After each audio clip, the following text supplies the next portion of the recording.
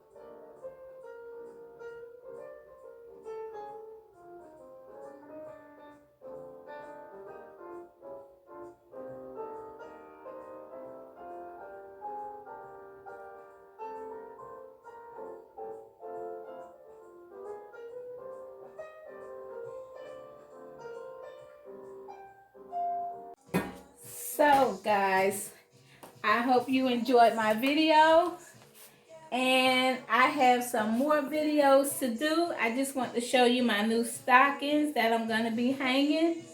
C is for Chevy. Please, if you haven't subscribed to my channel, please subscribe to my channel.